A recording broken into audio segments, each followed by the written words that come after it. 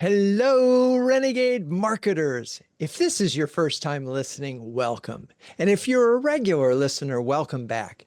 Before I present today's episode, I am beyond thrilled to announce that our second in-person CMO Super Huddle is happening November 6th and 7th, 2025 in Palo Alto. Last year, we brought together 101 marketing leaders for a day of sharing, caring, and daring each other to greatness. And we're doing it again. Same venue, same energy, same ambition to challenge convention with an added half day strategy lab exclusively for marketing leaders. We're also excited to have Trust Radius and Boomerang as founding sponsors for this event. Early bird tickets are now available at cmohuddles.com. You can even see a video there of what we did last year. Grab yours before they're gone. I promise you we will sell out, and it's going to be flocking awesomer. You're about to listen to a career huddle where our flocking awesome community, CMO Huddles, gets exclusive access to the authors of some of the world's best-selling business books. At this huddle, we're joined by Peter Fader, professor at the Wharton School of the University of Pennsylvania and co-author of the Customer Centricity Playbook. He challenges how companies measure customer value, urging a shift from averages in CPA to customer lifetime value. He explains why not all customers are created equal, how to identify the ones to lean into, and how these insights shape marketing strategy and valuation. If you like what you hear, please subscribe to the podcast and leave a review. You'll be supporting our quest to be the #1 B2B marketing podcast. All right, let's dive in.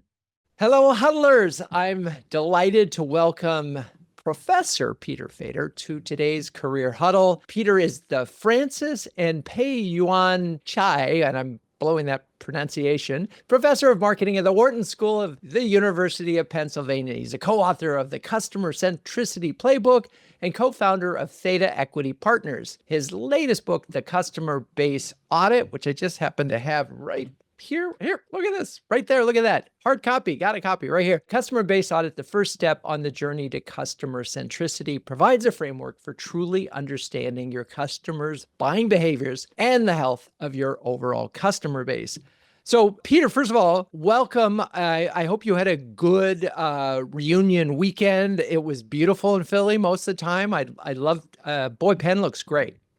Yeah, I'm sorry we didn't get a chance to get together. It's just nuts because we have reunion and graduation. So Yes. you'd think the school would be smart to space them out. There's only so many hotel rooms. So the whole world converges on Penn. And for me as a professor, it's just glorious. So I had fun, even if I could get a chance to meet you and countless others. Oh my gosh. Yeah, no, it's really something special. And for those of you who've never been to a Penn reunion, one of the remarkable things that they do is they do a march of the classes, which is like this, where they start with folks that graduated literally 80 years ago, and they had one there, and they work their way back in 5-year increments all the way to present day graduates. And it's quite a thing to watch, a wondrous thing. So anyway, importantly, Peter, we've got some B2B CMOs here, a lot more in the audience for videos and podcasts. I want to make sure that we convince them that there's a really good reason for them to stay. So let's give them 3 things right off the top of your head that they may misunderstand or typically misunderstand about their customers. Just give me the bullet points and then we'll go through them one at a time. I love it, love it. First is one you kind of understand at a visceral level, but you don't really understand it. That is to say, all your customers, they're not created equal. They're wildly different from each other, and it's essential for you to understand the nature of those differences, the financial value of them, which ones are worth leaning into and which ones are worth leaving alone. So part of it is just the differences. And that leads to thing number 2, which is not only our ability, but the necessity, the competitive imperative for us to measure those differences in dollars and cents. As much as I love Net Promoter Score, it's not enough just to say, oh, that's a promoter, that's a detractor. We want to basically say, what's the net present value of all the profits we're going to make from this customer or that? And then thing number 3 is that too often B2B people kind of silo themselves. And if I ever start giving B2C examples, they go, well, that's B2C. That's not our world. Shut up. And there's just so much that you can learn from seemingly unrelated business models, industries, customer types. I just want people to be just open-minded and kind of basically say what can we adopt? All right, there are some idiosyncrasies, we get it, but there's actually more overlap than you might think. Okay, great. Those are perfect. Let's go through them one at a time. So I think inherently B2B CMOs understand the notion that all customers are not created equal, but talk a little bit about what in your world, when you do these and if you've done it right, what kinds of differences are you looking at? So you all believe in the 80-20 thing, and it's largely true that most of your customers don't bring much value to you. And then there's this, relatively small but incredibly profitable portion. And so you have to understand that. You have to understand that that's kind of a law of nature. So the fact that most of your customers are, I mean, I don't want to get all technical with you, but I do have to share this term. Most of your customers are they don't stay that long. They don't buy that much from you. And then you go beating yourself up about it, saying, why don't they love us? Or sometimes, especially if they're a really big enterprise and you're saying, man, they have incredible capacity. We got to do whatever it takes to win them over. But that for many, many of your customers, it's purely transactional. They give you money, you give them a thing. It's a fair deal. Leave me alone. Most of your customers don't want to have a relationship with you. And in marketing, we love to talk about dating and marriage and all that kind of stuff. But for most of our customers don't even think about themselves as our customers. So we just have to kind of, grow up and get past a lot of the romantic notions of marketing and just view it in this kind of cold, hard way that some of them they're just always going to be like that. And others, the ones who are going to go through the gates of hell to be with us, we just need to really spend disproportionate amount of time focusing on them, saying what makes them different. How do we acquire more like them? As opposed to how do we turn the ones into awesome ones, which is really hard to do. Right. We're just not going to, I mean, if just that's who they are, there's not much you can do about it. And That's it. It makes sense. And I do want to come back to the other part of this is, well, having segmented into they're not, they're hoorays, with that we find a way to make sure that we talk about what it means to invest in them. But let's go to the second point, which is the analytics. And really, you mentioned that they're not created equal. And from a competitive standpoint, you need to understand net present value. Let's dive into that a little bit and what you mean. I sure hope we will. This is what I do for a living. I'm the customer lifetime value guy. I do more to kind of push that concept and to bring it to life than anyone on the planet. So, you see all the academic stuff behind me. So, dozens and dozens of articles about here's how you calculate customer lifetime value for this kind of company or that kind of company, for this kind of data structure, for that kind of data structure. And then all these books about how do we leverage it. And it's a real interesting love-hate relationship with B2B firms.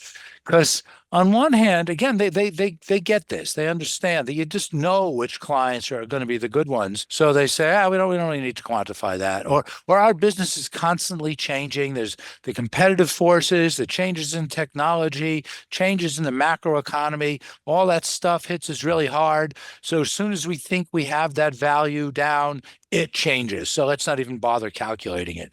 No! We got to calculate it. We got to account for all that stuff.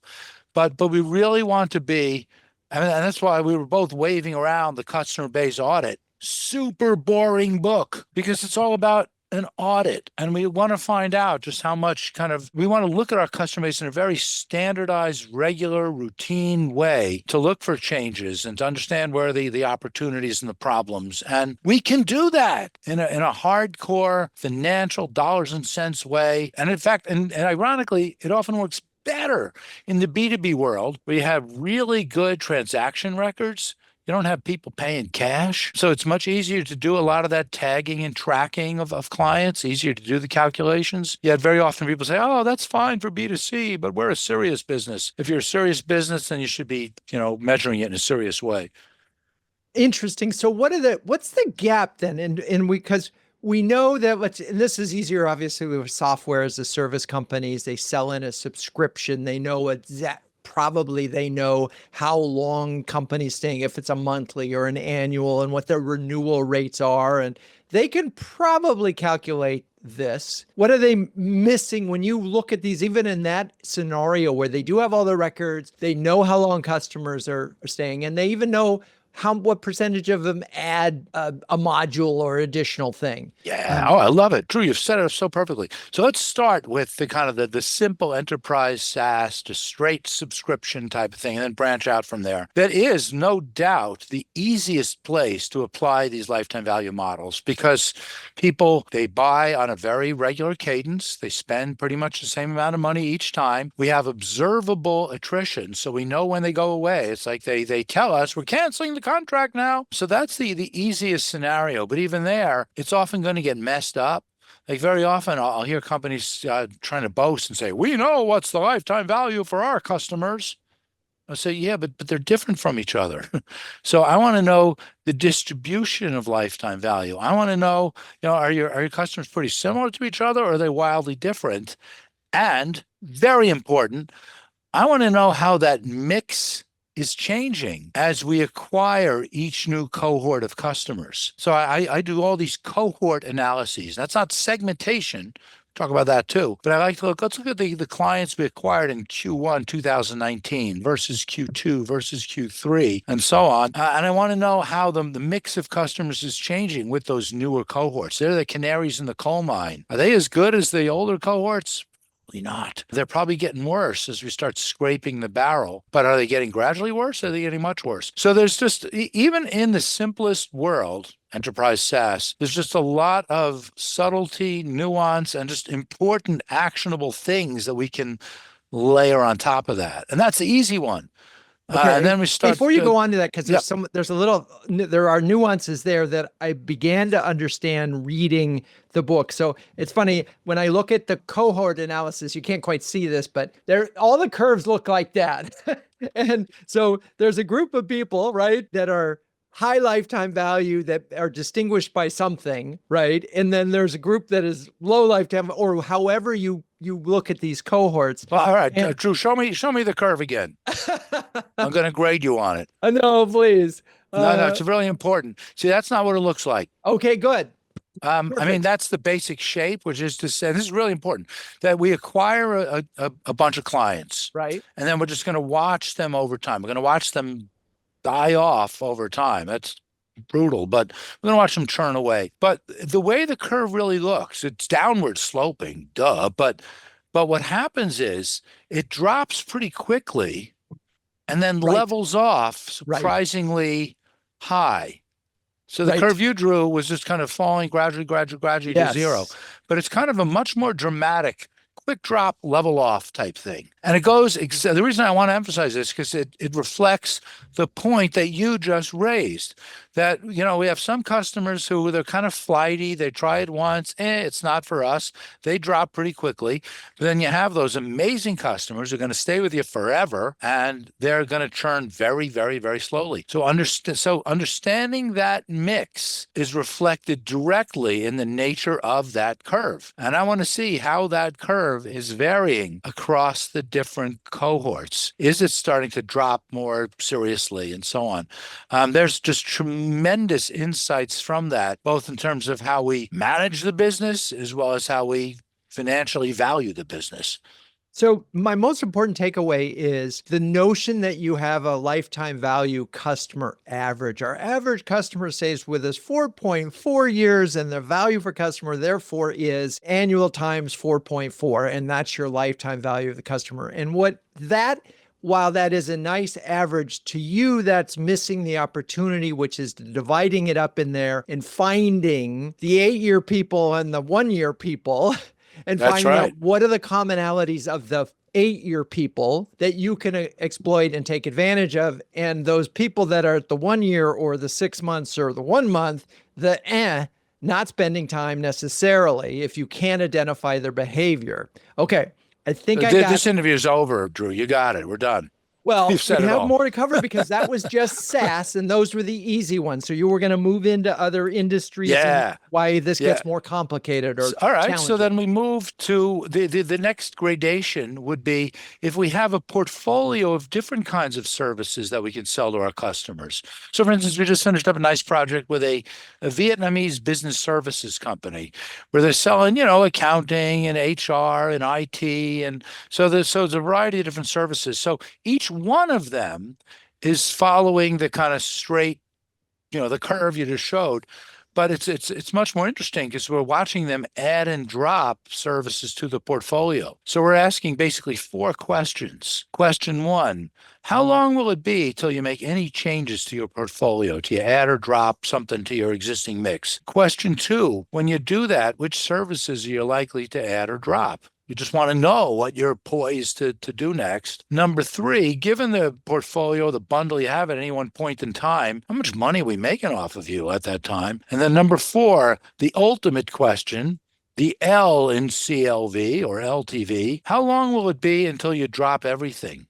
How long until, for whatever reason, you just say, I'm done here? So we're going to look at this kind of multi-service kind of firm. And I say, like I said, it could be a business services provider. It could be, a financial services provider where you're opening up different kinds of accounts and loans. It could be your telecommunications firm where you're doing, the IT and they're doing and maybe even they might even be providing security services and just other stuff, and you're just adding and dropping. And it's just much more complicated, but that's reality. There are many more businesses, many of the people on this session who are selling a portfolio and not just a single thing. So we have to understand all those dynamics there. And is there a point where you can identify that there's a particular product within the portfolio that they are most loyal to, that is the sticky glue for the thing, and as long as they keep that, they keep the others? Is that part of this exercise? That's such a huge part of the exercise. In fact, I'm so glad you raised it.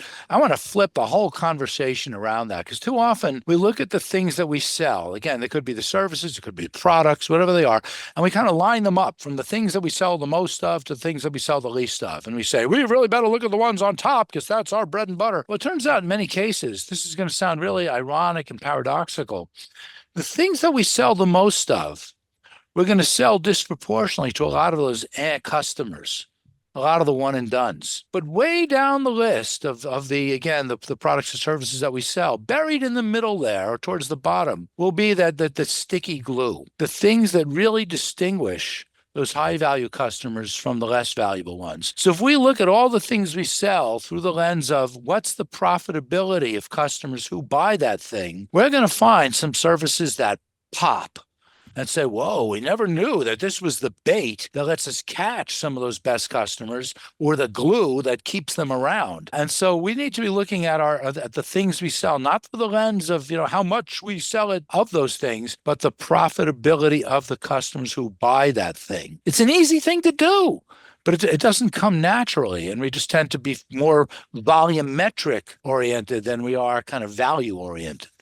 Yeah, I don't know how many of the folks in our community actually have this data. I know they have probably, right? They have certain customer satisfaction data. They know the value per customer on aggregate because they know how many customers they have and they know how much revenue they have. So they can just divide that number up and boom. But they're looking, and that's, I think, the most interesting part of all of this, which is if you can divide this into, as I think you did, in 10 different cohorts based on various axes, right? Well, actually, Joe, I'm going to interrupt you for a second. Okay. I like the 10 thing. So we'll break them into deciles. Deciles. Thank you. Remember, we want to save the C word. This is important for the time of acquisition. Save cohort for that. But we're going to look at segments. It's strata of the customer base based on, top 10% of profitability, next.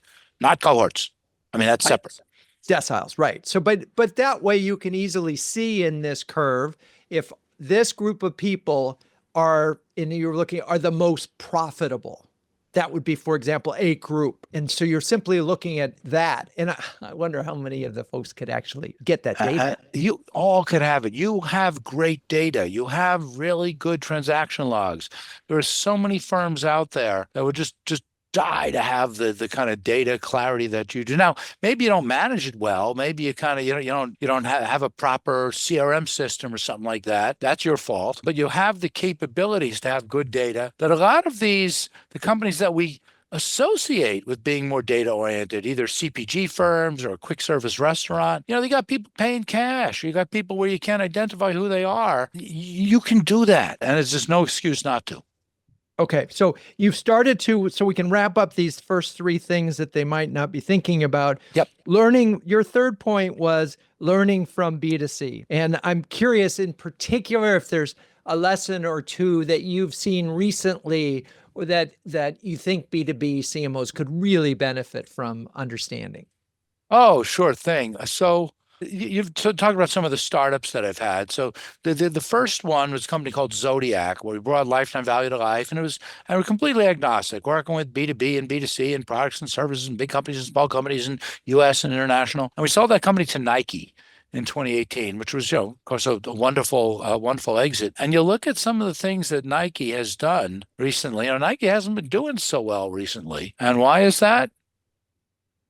It's my fault. Oh, because what happened is we you're gave the guy them, to blame. Wow. Yeah, well, I mean, yes and no. I haven't had really anything to do with them since my non-compete expired a couple of years ago. But they took these models and they ran with them, and they said, let's find out which channels of distribution tend to bring the least valuable customers, and let's not sell through those channels anymore. So for a while there, Nike stopped selling through Amazon. Yeah. They used our models and they said Amazon customers tend to be less profitable. Why should we do that at all? So they kind of cut off Amazon. And that's what cost the last CEO, John Donahue, that's what cost him his job. I mean, not that alone, but it may be in the decision, but it felt like, and I've read a lot about that particular case where, Nike was built athlete to athlete they really built a great brand around athletes being athletes, and they had people embedded in various communities. They got rid of all that, said, we're going to sell through the Nike.com website. They didn't take care of the retailers who were really their customers. And boy, did they open up the door for a couple of other brands. It just ran right into it and said, hey, yep, we care about you as individuals. So this is a little bit of apocryphal story about, you can analyze all you want, but if you lose track of why your customers really care about you, you're screwed. That's right. You get into this analysis paralysis thing. I hand you this CLV magic wand or pen, but go with me. And then you're tempted to let that drive the business. So let's no longer sell these kinds of products. Let's no longer sell through those kinds of channels. You make some of these black and white decisions.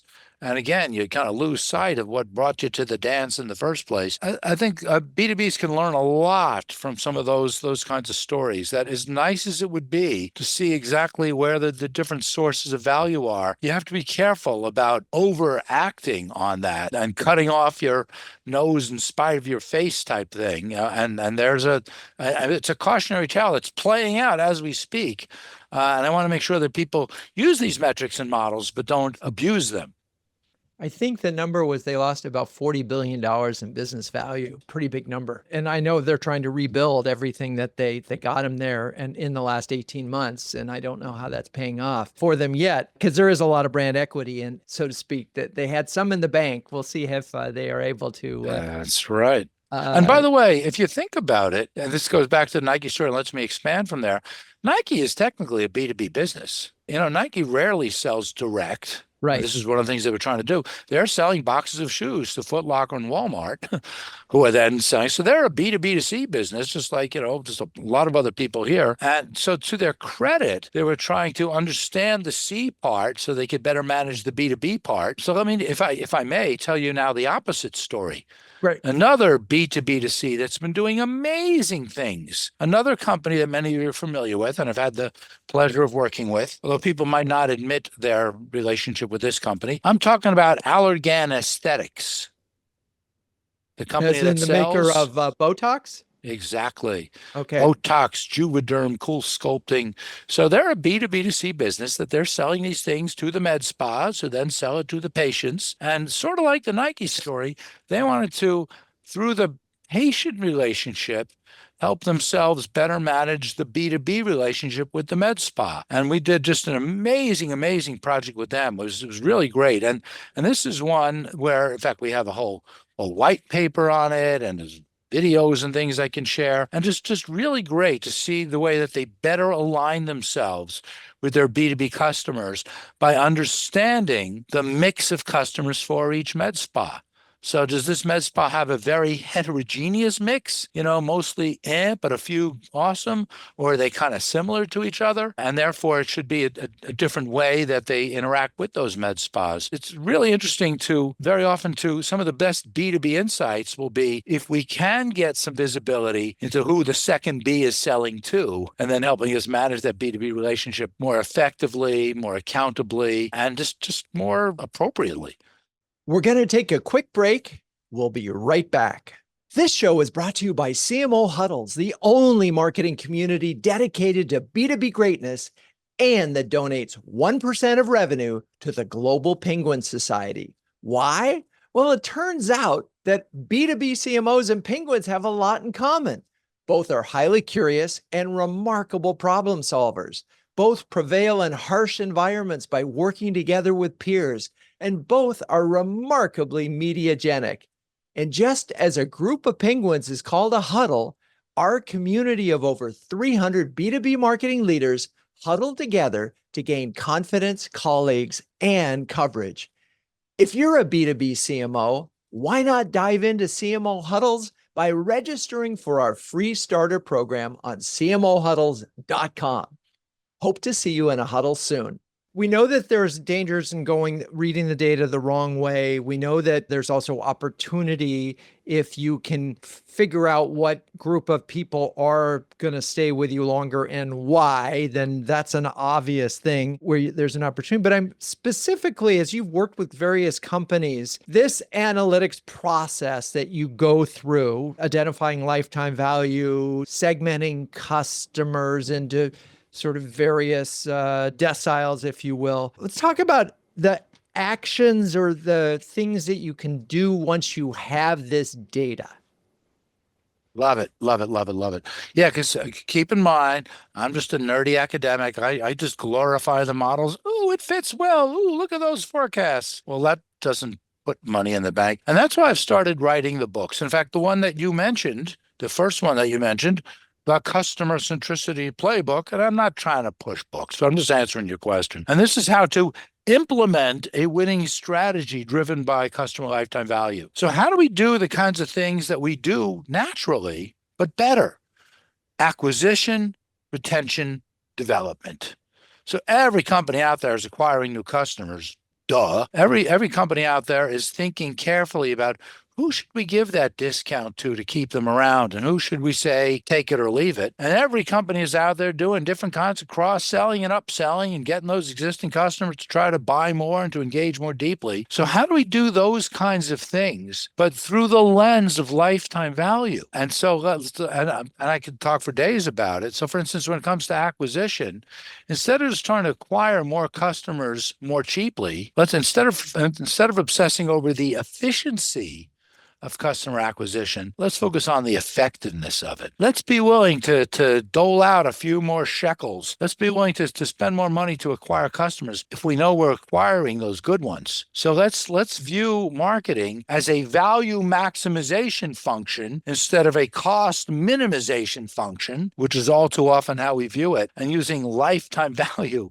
as the way to do that. And then likewise for these other tools as well. So I could give you the 50 fun things to do with lifetime value.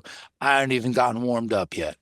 Well, I just want to could we just write a joint memo to every VC and PE firm out there that says to their CEOs and CMOs, there are two metrics that I care about: CPA, cost per acquisition, or cost per customer, right? And lifetime value. Now but CPA is number one.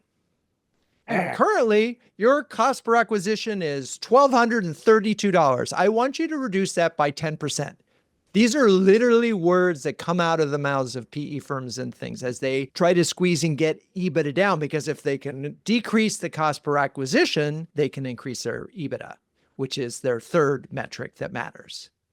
And what I'm trying to do is to try to make lifetime value as visible, visceral, tangible as CPA. And if we can just have just a more balanced way we approach things where we're maximizing value while being cost conscious, right now it's just complete opposite. It's all just cost, cost, cost. The value is invisible to us, so let's not even think about it. But help me understand this, because I can see this struggle with this. So CPA is a number that you can just, this is how much we spent on marketing and sales last year. This is how much revenue we generated last year. We divide 1 by 2, and now we have a cost per acquisition for sales and marketing. Or we could just divide it by marketing, and then we have a different number for cost per acquisition. That seems like and you can look back 6 months or 9 months or 12 months, and you can get that number easily. Lifetime value is always a projection. And it's, again, often it's just there's one number. What you're saying is, no, there's multiple numbers, and there are numbers. There's a lifetime value within a cohort that's a lot higher. And if you know what those characteristics of that cohort are, then you can say, okay, this person that we just acquired is worth this lifetime value. So now you have a different cost per acquisition. That's right. And you're willing to spend a lot more for that one. Yeah, right. That's exactly right. I'm trying to, so again, for years and years, I've been developing the tools, and I'd go to people and say, hey, read these articles, or hey, here's a technical note or a spreadsheet. It's like, ugh. So what I've been trying to do now in this weirdly meta way is taking these models and SaaSify them so that we can put these models in the hands of executives so they can be just calculating the lifetime values, acting on the lifetime values as easily and credibly as they could act on the cost per acquisition. Let's just, put equal weight on these things. So I'm spending a lot of time as an entrepreneur to just make the models as just instantly accessible so that you don't have to face this kind of trade-off. And I just think for the folks that are listening right now, and you think about your customers, can you imagine that there are clearly identifiable characteristics or behavior of customers that indicates that you can tell almost from the day one, that indicates that this is going to be one that's going to fit in that cohort, that decile that has that really high value? And I just wonder, because this is not analysis that we talk about very much in CMO huddles, and I wonder how hard it is to get at that information and really figure out what those segments are. Yeah, I'm telling you, it's there. The raw data for it, it's there. It's just sitting there in the transaction logs. You have it. It's just a matter of squeezing the juice out of it. It's not that hard. Now, I'm not saying you should be running the lifetime value models yourself. That's my job. But I'm going to make them as accessible as possible so that it really is no more difficult than calculating the CPA. The data is there, and too often, what companies will do to try to distinguish the awesome from the is they'll look at firm characteristics, just how large is this firm, or I don't want to do that. In the same way in the B2C world, I don't want to look at demographics. I mean, I'm not against it, but there's usually much less signal than noise when it comes to customer characteristics. We said before, what are some of the characteristics that really help you identify the from the awesome? What are the first products that they're buying from you? What channels are you acquiring them through? What kinds of acquisition campaigns did you get them through? So very often it's different kinds of acquisition characteristics that might be largely independent of the size or nature of the firm that's going to be indicative of who are the good lifetime value ones versus not. Once you get used to this, once it becomes more of a rinse and repeat thing, you realize it's pretty easy to do. It's just that they're just muscles you've never exercised before. And that's my job, is to make you aware of those and to give you the training devices to let you build them up. It's interesting. And I'm wondering so a lot of folks have multimodal attribution models, and they're trying to figure out what part of, was it the event? Was it the customer reviews? Was it the first point, the last click, any of those things? But I do think in some ways what you were talking about is that the method of acquisition, like if I read about, and this is consumer language, but if I go and read a Consumer Reports article on, I don't know, lawnmowers, and I decide to buy a lawnmower, that place, because I got it from there, I come in with a high degree of confidence. And I'm going to project that confidence into my lawnmower versus I saw the ad on, Golf Channel, right? And so I don't have any degree of confidence in that. So I could see from a marketing standpoint, obviously they would love to know the customers that came in this door or went through this process are the ones that had the highest value, right? But that's a different kind of attribution model, because now because the attribution model was basically trying to figure out just how do I get more people in the funnel? That's it. That's right. Most of whom are Yeah, right. we want to attribute quality instead of quantity. I mean, it's that simple. It's not that big a leap. It's just people just haven't thought that way. Right. And today, it's another you refinement layer of attribution. It's not just did we acquire them, it's did they ultimately match with our highest value customers or our highest profit customers or our highest whatever customer. And I mean, there is one factor in all of this, which I wonder, like domino customers, it could be a low value in terms of revenue. They could even be low value in terms of profit, but they bring in 10 because they're willing to do recommendations. Sure. Let's talk about that, because that's a big part of the B2B space. So a lot of the things that we'll do beyond just, buying and selling things, but the other just relationship enhancing things that we do, whether it's referrals, whether it's participation in trade shows, whether it's just other things that, let's say, the sales reps would know about you that we don't necessarily tie to the transaction data or to the CLVs. When we can bring all that stuff together, oh, it's just wonderful. And it's not that hard. It's just that companies just don't think of doing so. Help me reconcile some of this, because I'm thinking about there's so much focus today on intent data and a scoring system. So if they look at the pricing page, that's an indication of intent. If they go to review sites, that's an indication of intent. If they register for a demo, that's a high indication of intent. What it isn't any indication of necessarily is that they're going to be a high value customer. You've said it. And I want that's it. I want everyone just to complete that thought, which is, let's collect all of that upfront pre-acquisition data, but let's not just tie it to conversions. Let's tie it to long run value. I'm going to ask how do you do that? Well, we're going to do the intent type attribution model. It's just that the thing that we're going to attribute will be lifetime value instead of, did we acquire you or not?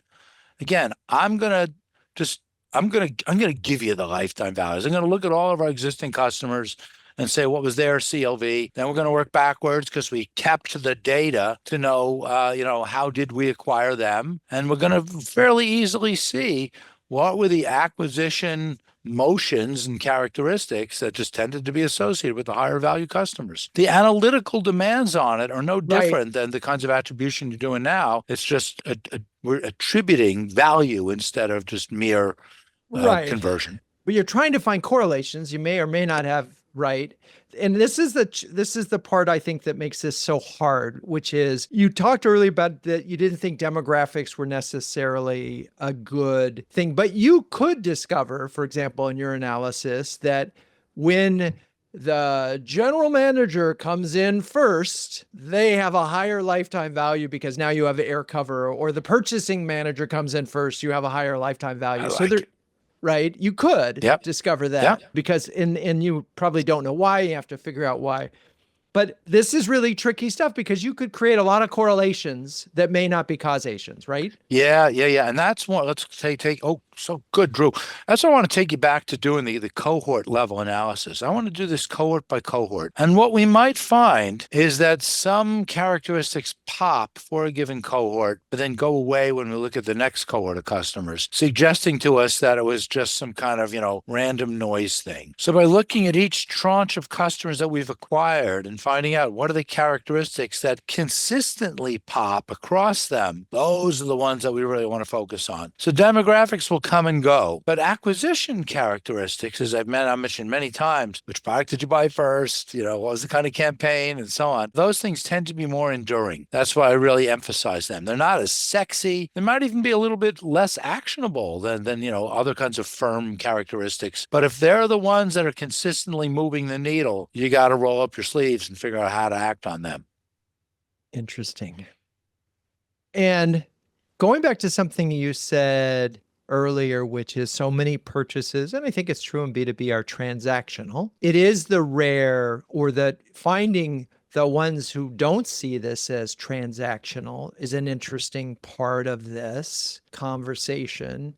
But I think the biggest takeaway for me in all of this is that we marketers do ourselves a disservice by simply accepting a cost per acquisition and a lifetime value average as gospel. And therefore, every customer that comes in, this was the cost per acquisition, this is the lifetime projected value, end of story.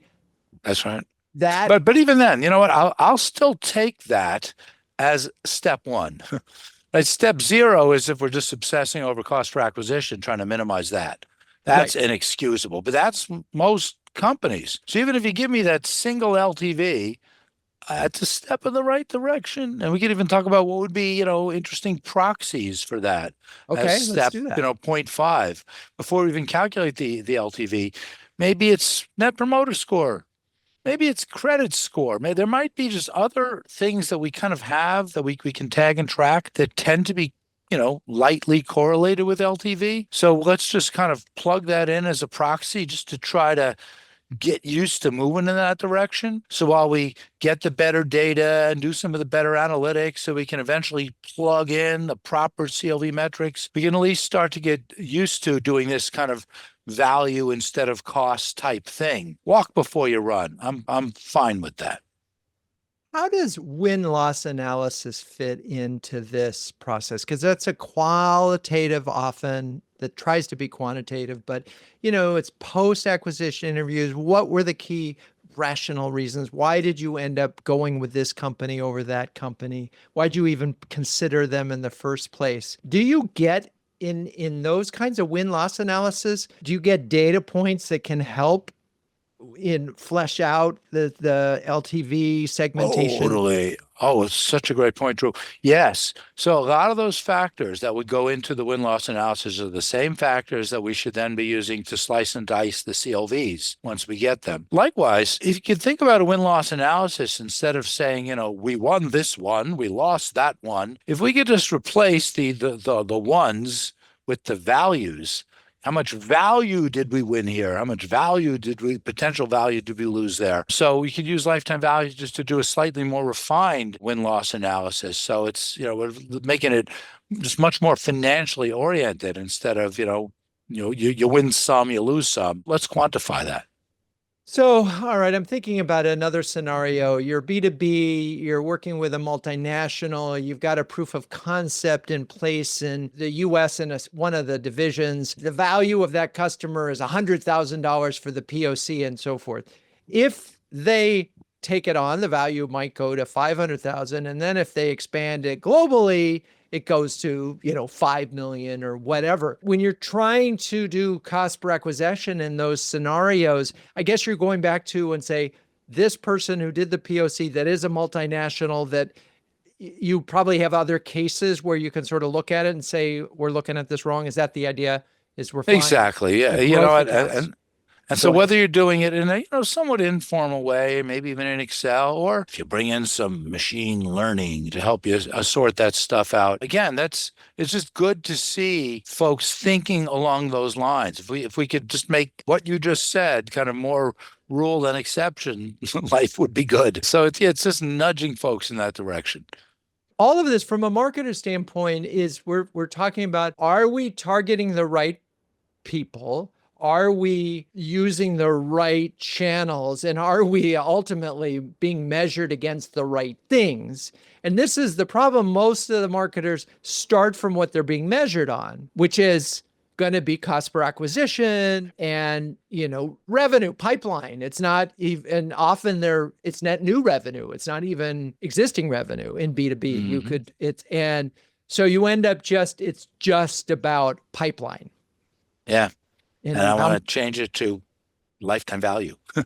And coming up with those metrics, both internally, like how are we going to evaluate and reward the salespeople, as well as externally. Let's say we're doing the lifetime value thing. We're in it for the long run. We're willing to spend more money to acquire more valuable customers. Then we got to get the people in FP&A to buy into that. Wait a minute, your costs are going way up. Prove to me that it's worth it.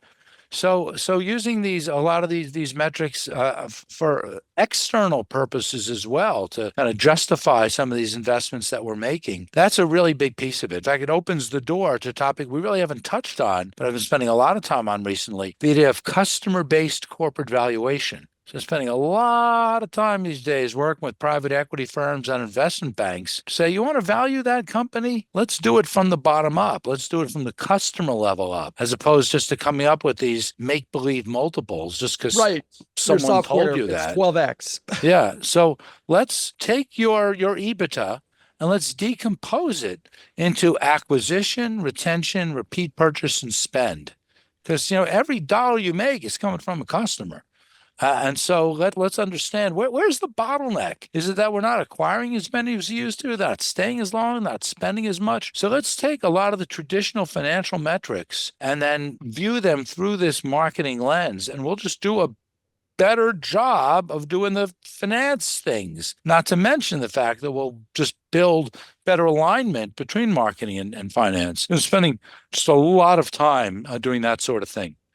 We do have a question for the audience. This says, marketer is in transition and looking at customer marketing roles at B2B tech companies. So the question that it's a nuanced question of who is going to respond favorably to the kind of analyses that you're recommending? Because you could be talking to somebody and they go, oh, why are you talking about this level of, analytics? And they don't want to scare them off, but they know that there's some real value here particularly if we're talking about customer marketing. Yeah, it comes right back to the point I was saying, because some of the stuff I'm saying can be scary to marketers. It is a bit more technical. It's more data-driven. It might be much more comfortable to the people in finance. Right. So in many cases, I actually will start the conversation with finance. I'm going to show you a way that we can forecast revenue or cash flow, over long horizons, more accurately with better diagnostic understanding. And then after I've convinced you of that, we can then take some of these same tools and help the kids in marketing figure out, which emails to send to which prospect. So sometimes starting with finance is a way to show greater impact, greater credibility, and ultimately to then get more support as you try to use these same tools for marketing purposes. And it feels like you're not in an interview, you're not going in with answers, but it's questions like, have you segmented your customers into cohorts as you define it? Have you segmented this way, and this way? So let's put if we were writing the questions that the CMO could ask the CFO, what would the question be? Have you done what in terms of analytics? Well, it's gonna start with which metrics should we be judged by? Again, if we want to create alignment within the organization, and if we want to create a narrative for our external stakeholders, what are the metrics that we should all be looking at? And as much as I'd love to glorify lifetime value, in many cases, it's the metrics one level below that.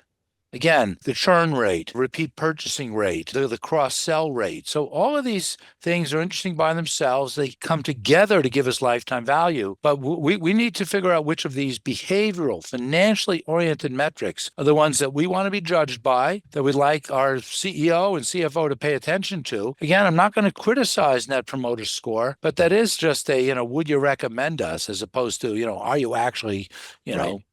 Ka-ching. It's not behavior. So let's come up with some, behavioral metrics that just can cast the right light on what we're doing internally and externally. I love it. All right. Well, we're running out of time here, but and first I want to thank you for your insights today. But before we wrap up, let's give them one more practical first step for B2B CMOs that they could take tomorrow to begin moving towards a more customer-centric approach to analyzing their business? Sounds like a broken record. It starts with the data. It starts with the tagging and tracking, the not only who bought what, but just a lot of the other stuff. Like I said before, that the salespeople might naturally be looking at, but then the people in finance would just they wouldn't care which campaign this person came in on, but they should. It's just I don't want to say I'm being a data hoarder in a way. In fact, in some ways, I want to almost minimize the amount of data, but I want it to be the right kinds of metrics that are going to be either drivers of customer lifetime value or explainers of customer lifetime value, and really spend our time, whether it's through formal analytical approaches or even just instinctively trying to understand what those metrics are, whose responsibility they should be, and what actions we would take depending on how they reveal themselves. Okay, so thank you for that. And how could people, if they wanted to read more or follow you somehow, where would they do that? Sure, hope they would.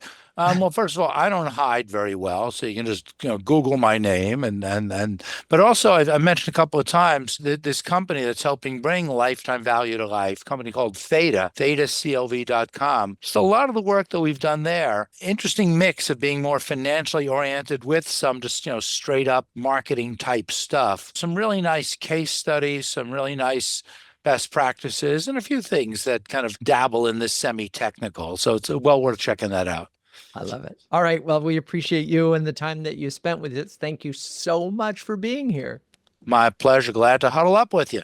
If you're a B2B CMO and you want to hear more conversations like this one, find out if you qualify to join our community of sharing, caring, and daring CMOs at cmohuddles.com. Renegade Marketers Unite is written and directed by Drew Neiser. Hey, that's me. This show is produced by Melissa Caffrey, Laura Parkin, and Ishar Cuevas.